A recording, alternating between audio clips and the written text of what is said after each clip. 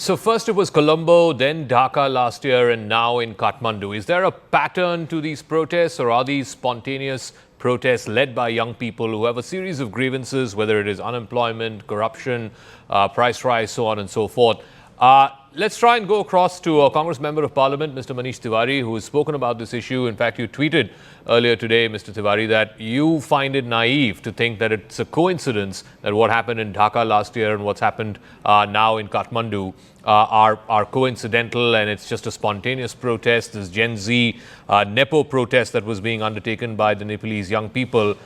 You think it needs to be probed as to whether it was spontaneous or whether there were some other interests at play. Why do you say that? Well, Zaka, thank you very much for having me on your show and your channel. It's been a while, and it's always good to have a conversation with you. Look, what is happening in Nepal is absolutely worrying. When you contextualize it in the context of the question that you asked as to whether what happened in Bangladesh last year or what happened in Sri Lanka earlier in 2018, were there organic, homegrown protests against legitimate malgovernance, aspirations that young people have, unemployment, income inequality, or is someone tapping into this angst and anger, given that South Asia has a huge youth demographic bulge, and then leveraging it and mobilizing it in order to bring about undemocratic regime change is something which needs to be gone into very deeply. For this is not the first time it is happening. We saw it play itself out in 2010-11 in the greater Middle East. You had Egypt, Cairo, Tahrir Square, the toppling of the Mubarak government. You had the same situation play itself out in Tunisia when the Saleh government was toppled. Bahrain was impacted, Jordan was impacted, Libya, that's how the protests started, which ultimately led to the ouster of Colonel Gaddafi. And there are various other examples, chapter and verse. And how come that South Asia suddenly has become the epicenter?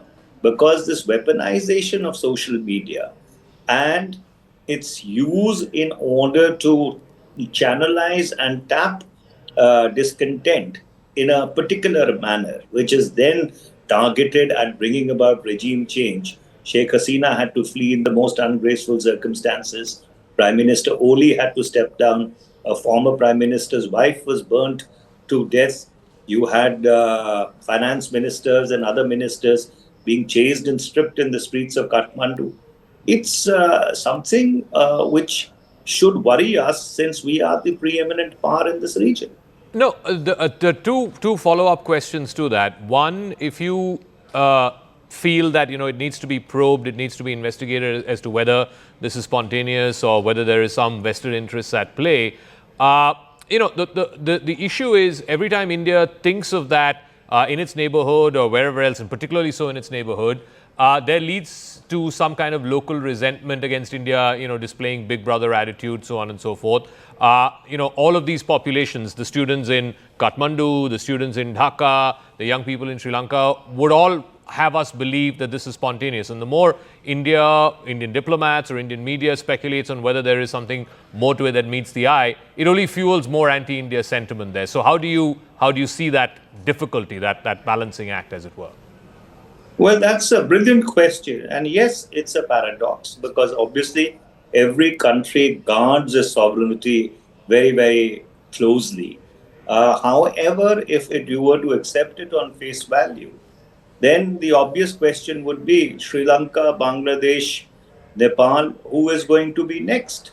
So that's why I'm saying, for example, this Nepo kids trained in Nepal, which became the sine qua non of this entire movement, which led to the current impasse that all 77 districts in Nepal are completely out of control. The armies had to step in.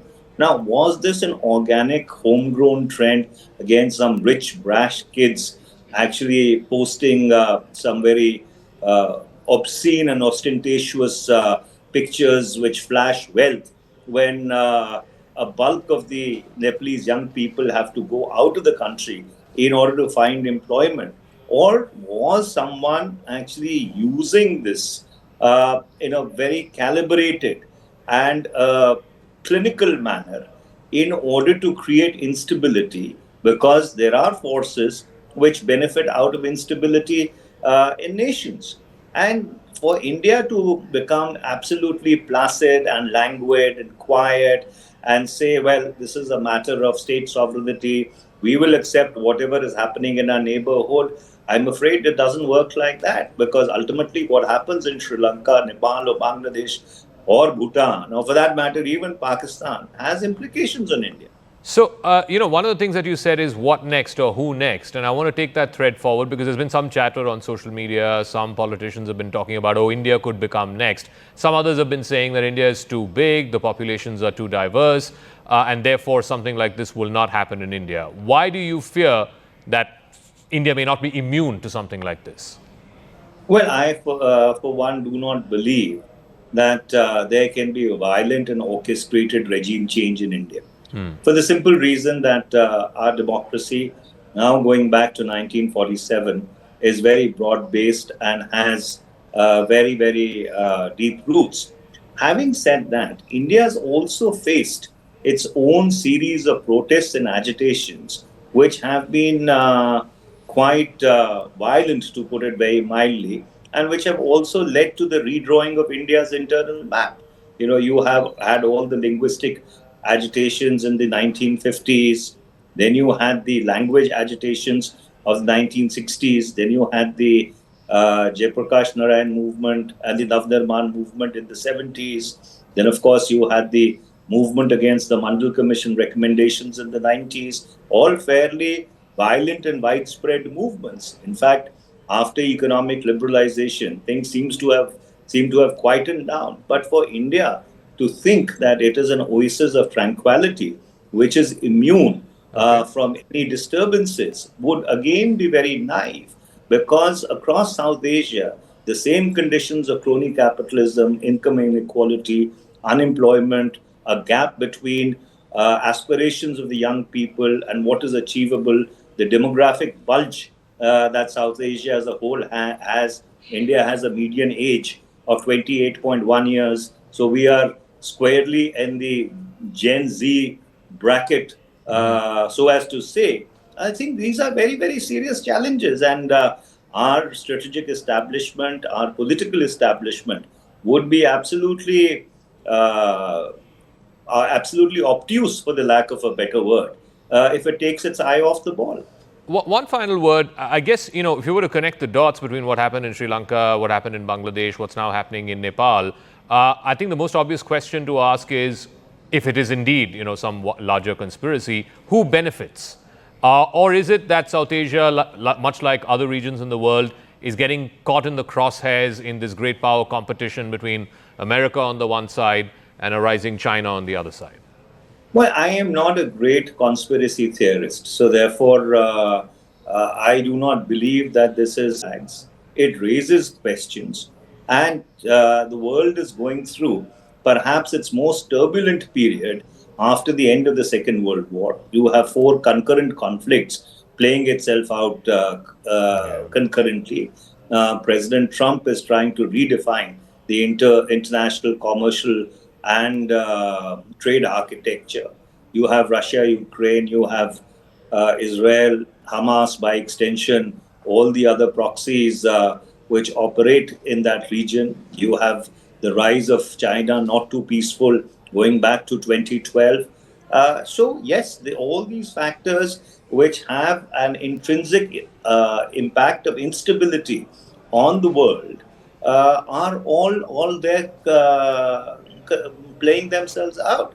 And so All right. South Asia, which has been stable so far, needs to be extremely careful and needs to map out these trends, because, as I earlier said, the obvious question would be, who next? Okay. Manish Tiwari, is always a pleasure speaking with you. Thank you very much, sir, for joining us Thank you. on Thank CNN you. News Thank 18. Thank you. you.